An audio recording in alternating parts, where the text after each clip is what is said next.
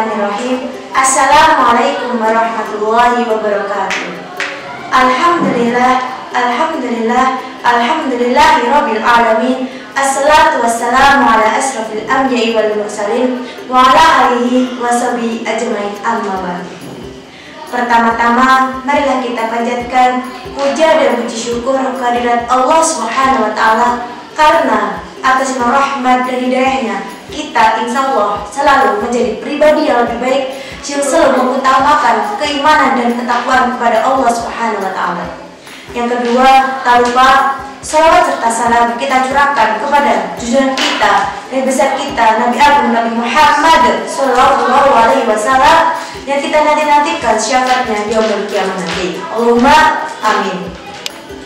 Ahlan wa salam, welcome to my channel. Di video kali ini saya, Arun Hasanah, ingin berbagi sedikit pengetahuan mengenai kriteria pendidikan yang berkualitas.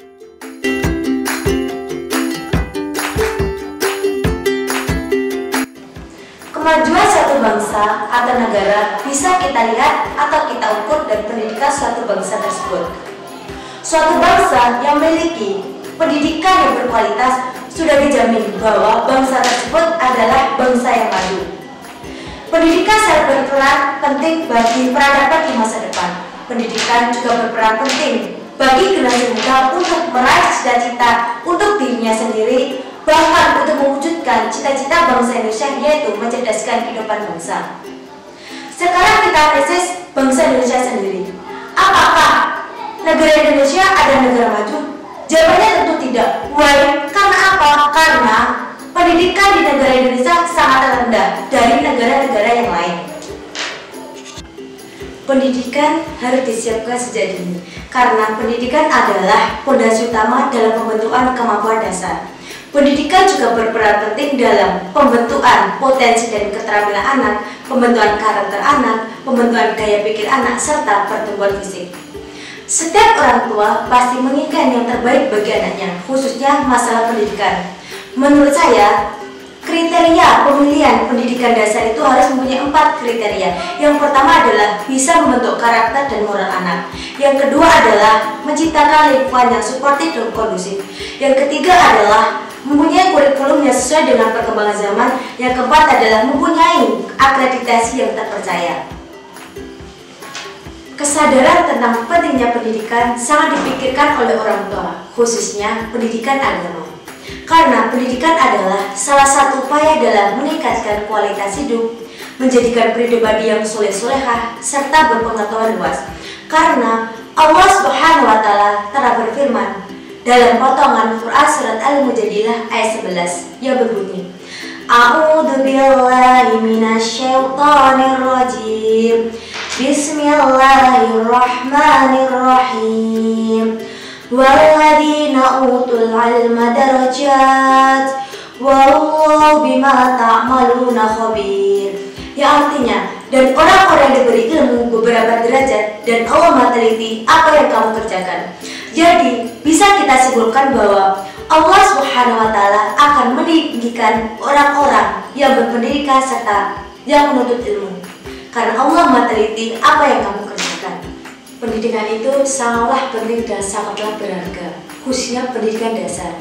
Hingga akhirnya banyak perguruan-perguruan tinggi yang menyelenggarakan program studi PGMI atau PGSD. Apa itu PGMI dan apa itu PGSD? PGMI adalah pendidikan guru madrasah ibtidaiyah dan PGSD adalah pendidikan guru sekolah dasar. Apa yang membedakan PGMI dan PGSD? PGMI adalah yang dikelola oleh Kementerian Agama, sedangkan PGSD yang dikelola oleh Dinas Pendidikan. Tetapi PGMI mempunyai nilai plus karena selain mempelajari ilmu umum, PGMI juga mempelajari ilmu agama. Apa dan bagaimana sih kriteria pendidikan yang unggul dan berkualitas itu? Pendidikan yang unggul dan berkualitas itu tidak lepas dari faktor-faktor atau komponen-komponen. Yang pertama adalah siswa, yang kedua adalah guru, yang ketiga adalah kurikulum, yang keempat adalah sarana dan prasarana, yang kelima adalah proses belajar dan mengajar, yang keenam adalah monitoring. Yang pertama adalah siswa. Siswa sangat berperan penting dalam kriteria pendidikan yang berkualitas, yaitu siswa yang punya minat dalam belajar, bercita-cita untuk meraih cita-cita yang tinggi, serta berkomitmen untuk sukses dunia dan di akhirat. Serta kesehatan jasmani dan rohani juga mempengaruhi dalam proses belajar mengajar. Selain faktor itu, faktor lingkungan yang suportif dan kondusif untuk menciptakan kenyamanan dan ketenangan dalam menuntut ilmu. Selain faktor itu, ada faktor yang sangat berpengaruh lagi, yaitu faktor pergaulan. Karena jika lingkungan kita baik, kita insya Allah akan menjadi pribadi yang lebih baik. Jika kita ikut yang jahat, kita akan berpengaruh dengan kejahatan itu sendiri. Jadi, komponen atau siswa itu sendiri harus mempunyai satu, minat dalam belajar, yang kedua adalah bercita-cita yang tinggi, yang ketiga adalah berkomitmen untuk sukses di dunia dan akhirat, yang keempat adalah sehat jasmani dan rohani, yang kelima adalah mempunyai lingkungan yang suportif dan kondusif, yang keenam adalah mempunyai pergaulan yang sehat. Yang kedua adalah guru. Seperti halnya siswa, guru juga harus mempunyai kesehatan secara jasmani dan rohani, serta mempunyai kemampuan sesuai dengan bidangnya. Guru juga harus mempunyai pengalaman kerja, sehingga guru bisa belajar dari pengalaman-pengalaman sebelumnya untuk berubah menjadi lebih baik. Guru juga harus berkomitmen terhadap siswanya untuk menjadikan siswa tersebut menjadi siswa yang berprestasi. Guru juga harus mempunyai sifat kreativitas, disiplin, bijaksana, karena yang namanya seorang guru itu dikumpul dan ditiru dari perkataan, perbuatan, tindakan, sehingga pasti banyak siswa-siswa yang menjadikan guru tersebut sebagai panutan dan teladan terhadap tindakan-tindakan dan perbuatan-perbuatan guru tersebut. Yang ketiga adalah kurikulum yang sesuai dengan perkembangan zaman. Kadang kita berpikir, kenapa sih kurikulum di Indonesia ini selalu diubah-ubah? Jawabannya, idealnya sebuah kurikulum itu harus diubah-ubah sesuai dengan perkembangan zaman atau sesuai dengan tantangan dan kebutuhan di zaman ini, agar bisa menciptakan lulusan itu mempunyai daya saing dan bisa menciptakan hal-hal yang baru sesuai dengan perkembangan zaman atau sesuai dengan arus globalisasi. Yang keempat adalah sarana dan prasarana yang memadai. Sarana dan prasarana yang memadai adalah salah satu faktor pendukung untuk mempermudah melakukan pembelajaran demi mewujudkan visi dan misi sekolah. Tidak dapat dipungkiri jika sarana dan prasarana tersebut sangatlah penting untuk mewujudkan kriteria pendidikan yang unggul, seperti alat peraga, alat praktek, perpustakaan, ruang UKS, aula, dan lain-lain. Yang kelima adalah proses belajar mengajar. Di dalam proses belajar mengajar ada dua komponen. Yang pertama adalah penguasaan materi, yang kedua adalah metode apa yang digunakan. Apa yang dimaksud dengan penguasaan materi? Penguasaan materi adalah sebelum guru tersebut menjelaskan kepada siswa-siswanya, guru tersebut harus menguasai materi tersebut dan guru tersebut harus paham kurikulum keseluruhannya, agar guru tersebut bisa menjelaskan tanpa melihat buku dan bisa menjelaskan dengan mudah. Selanjutnya adalah metode apa yang digunakan.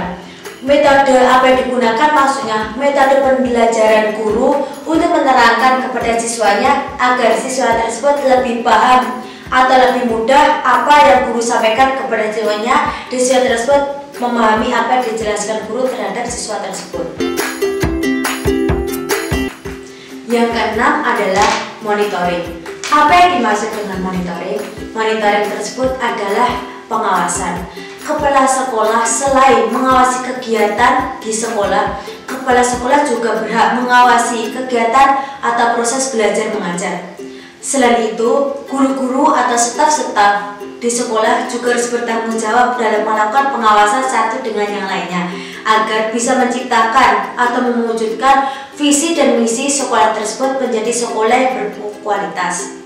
Dan itulah tadi adalah pembahasan-pembahasan mengenai kriteria menjadi pendidikan yang berkualitas. Dan bisa saya simpulkan bahwa kriteria menjadi pendidikan yang berkualitas itu ada 10.